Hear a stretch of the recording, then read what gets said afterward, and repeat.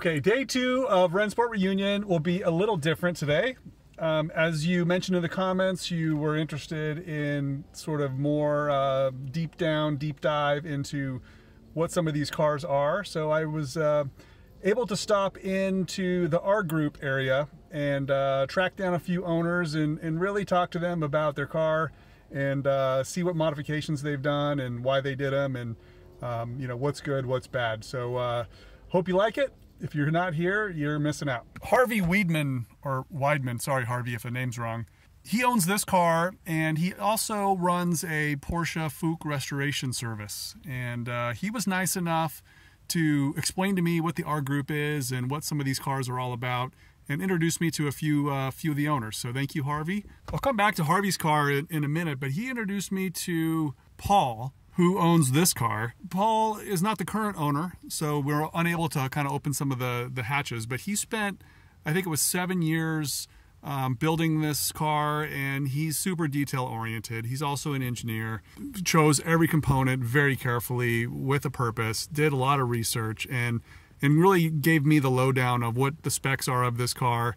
Harvey told me this is the car to look at because out of the group, this is the one who has done the most extensive prep and research for what they constitute as an R Group car, something that drives a lot.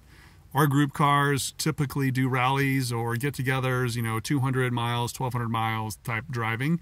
And so that was some good information to get. It's not always about the sexy, shiny parts. It's really about, you know, driving these cars. Sorry I wasn't able to, you know, interview this live. It was just too noisy in the pits. There's a lot of people today here at Rennsport. The most exciting part of this car for Paul was the engine. I mean, that's the first thing he wanted to describe.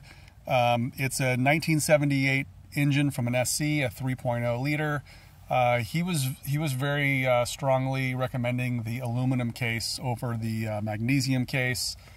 Just for the thermal cycling and the stability of the aluminum. Same with the transaxle, he much prefers the aluminum. The heads are also 1978. 1978 has the biggest valves.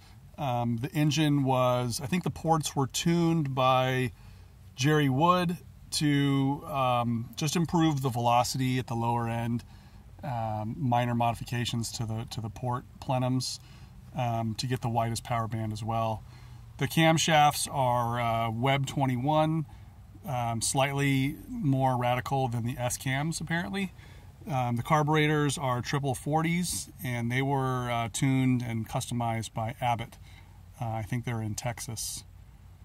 The exhaust is a Dansk stainless exhaust, but it was resized, the chamber was resized to optimize the engine output for this particular setup with cam and carburation. Also, the manifold lengths or the exhaust tube lengths were updated to give it the maximum power. Paul thought the muffler modifications alone were good for 12 horsepower.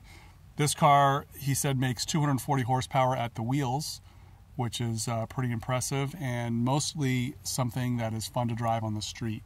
He said, you know, cautioned against going with the biggest valves possible. Said that you just don't get enough, and the same thing with carburation. Don't over-carburate and don't oversize the valves. It's really difficult to drive a street car when there's just not enough atomization of the fuel. He said there's just not enough velocity with those big diameter valves and carburation to really have low speed drivability. So he really said he wouldn't change a single thing on this car, especially when it comes to the engine. He did recommend the GT3 oil pump over the stock pump. It has, I think, 2 scavenging stages and 1 pump stage, just higher volume, more durability. Seemed like that was something that he insisted on as well. Oil cooling is done with a 21, I think it was 21 row oil cooler. You can see here it's a I think it's an aftermarket oil cooler. I could have that wrong, but he said one of the key elements of cooling the oil is these Elephant Racing brass finned coolant lines. So you can see them here. They cool the oil as well as let it flow. There's a thermostat, of course, kind of near the engine. But this setup, he said, was very stable. Where we live, there's the Grapevine, which is a very strong grade, very high elevation change. He said 100-degree weather, the max temperature this system got to was 190. It typically runs at 180, but pushing a heavy hill in I think third or fourth gear, I can't remember, was 190 was the maximum he's ever seen this engine run. Oh, the other thing is it has a recurved mechanical advanced distributor. I don't believe this car has twin plugs. The wheels are Fuchs wheels, of course, by Harvey. They're RSR finish, no paint. The rears are 8-inch and the front are 7-inch. The brakes are from a Boxster, late model Boxster, with adapters to make them fit, but they're Brembo brakes, and the Mercedes-Benz master cylinder. So the combination between the ratio of the master cylinder to brake caliper piston size is, he said, perfect for great feel. He said it feels like power brakes, but they're purely mechanical, hydraulic. So he really recommended the brake setup. Of course, like I said, he's done all the research, so everything he's done to the car, he said he wouldn't do it any other way. The suspension is somewhat modified. The front torsion bars are slightly stiffer. The front torsion bars are 19.5 millimeters. He didn't remember the exact size of the torsion bars, but they're from a turbo. So he said they're just stiff enough without being too bouncy. The suspension bushings are all new rubber. He believes that the factory rubber, if it's new, works perfectly. If you go with something too engineered or too stiff, like Delrin or any of the bronze bushings, he said that it's just too harsh and it's really not needed. Just use good rubber parts. Also, it was same in the rear. He modified the torsion bars to a hollow torsion bar setup, slightly stiffer than stock, but nothing too crazy. Also, rubber suspension in the rear.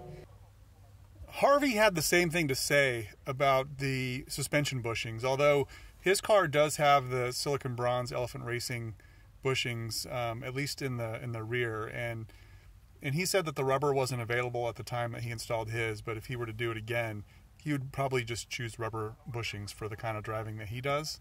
So that was really important for me to hear, just the different, what I would do different type advice. So his engine is he has a 2.4 liter in his car. We didn't go over all the build specifics on his car, other than he feels like it suits him just fine. So there you have it. That was something very, very similar to kind of what I'm thinking on my car. Also looking at a 3 liter for mine, and I'm a little undecided about how modern to do the ignition system and induction system. So Paul's method, I really think, I really like Paul's method, mechanical advanced carburation. I think that's a tried and true method. Nothing wrong with it. But a more modern approach would be to go with something like individual throttle bodies with potentially a distributor-less timing control system. So the advantage of that is you have a lot more control over the timing for every RPM. You have more precise fuel metering and just better tunability, better drivability, so to speak. The disadvantage of that method is, it really kind of gets away from a vintage car. So the motor Paul has is vintage, and it's turning knobs and something easy to tune, versus the other system definitely requires a computer and a lot of know-how. So both are very intriguing to me. Leave a comment below and let me know what your thoughts are about induction systems and what you've used. I mean, my decisions are not made on how to go about the engine in this car, or my car. But yeah, I just want to keep getting input from everybody. That's, like I said, my approach is to do research, and then make the best choice. So today was really helpful. Thanks again for reminding me to really dive deep into one of these cars. It's a lot of fun. Thanks again, and we'll see you again tomorrow.